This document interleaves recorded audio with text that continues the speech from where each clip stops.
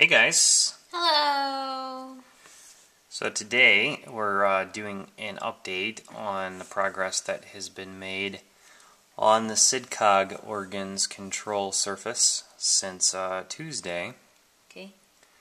And we've been working on it non-stop, so some of the progress here is fairly significant.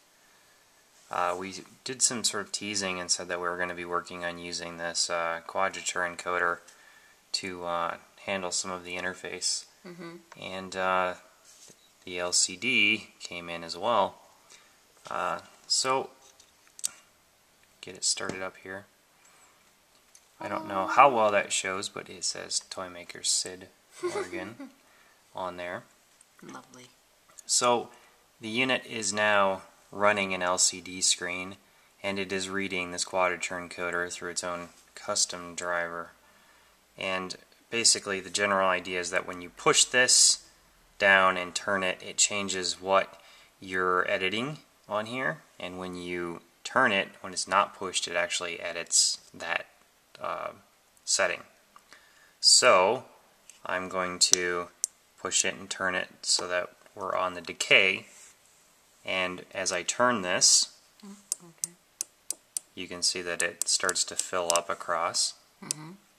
Now it has more decay, and I'm still using the same three buttons controlling the three voices here. So that's with a bunch of decay. If I turn the decay down, right? Nice. And we have all of them in here, so I could set the attack to be longer as well.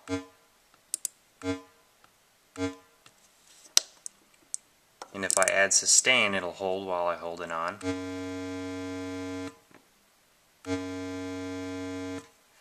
And if I add release, when I let go, it'll actually, you know.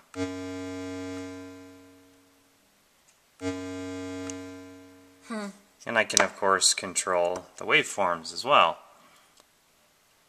Triangle, sawtooth, pulse wave, and noise.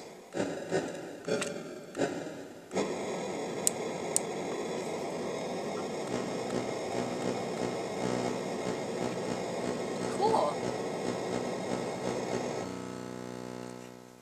So all of the settings that you designated previously hold for the current thing, right? Well, that will all change a little bit.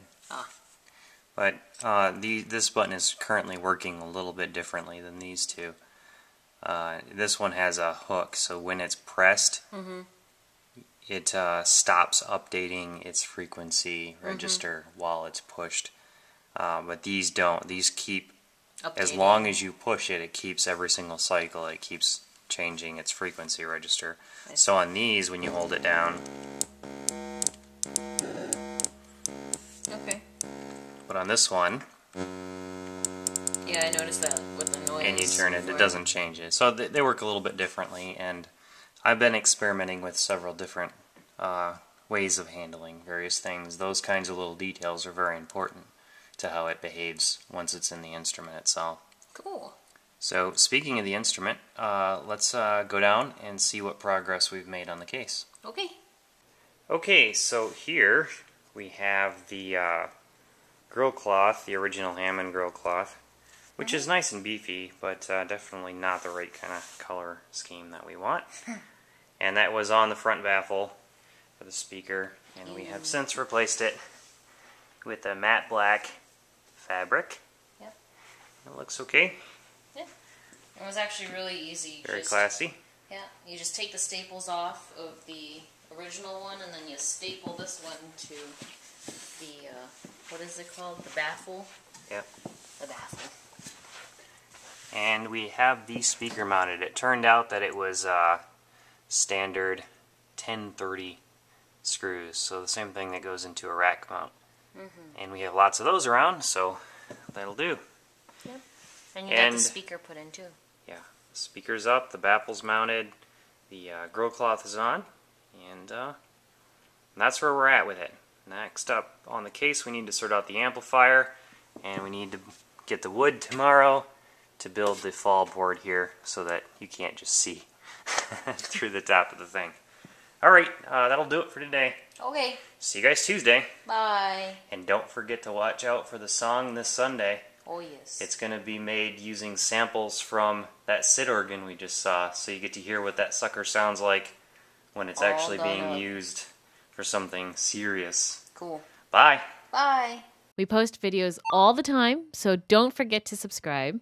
And follow us on Twitter at TYMKRS.